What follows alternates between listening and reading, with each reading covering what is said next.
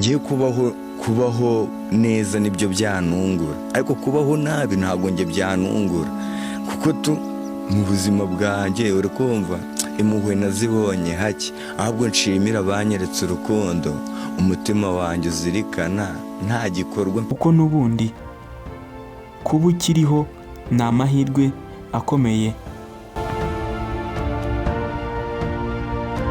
Irindi jambo Kimangwema yavuze ryahindura ubuzima, yaravuze ngo ntukibagirwe uwo wahoze uri we, kandi ukwiye kumenya uwo uri we aka kanya, nicyo cy'ingenzi mu buzima.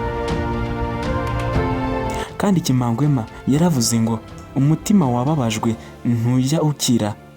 Irindi jambo rikomeye yavuze ryahindura ubuzima ku buzima bwawe, yaravuze ngo I hope one day sun will shine, izuba rizamurika ari nge rireba. Uje umenya aho uva kandi umenya aho ugeze, kandi umenye naho werekeza, kuko ubuzima buri mu biganza byawe. Irindi jambo yaravuze ngo hari umunsi inyenyeri zakumurikira. Uyu muntu yitwa Kimangwema, hari byinshi yagiye yaravuga.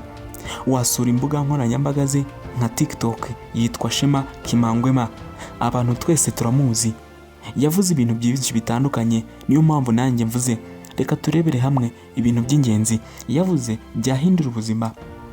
Iki ni ikiganiro ahazaza hanjye kuri YouTube channel yitwa Ubugingo bw'Ijuru TV. Wibuke gukora subscribe, share ndetse na comment, ni ingenzi.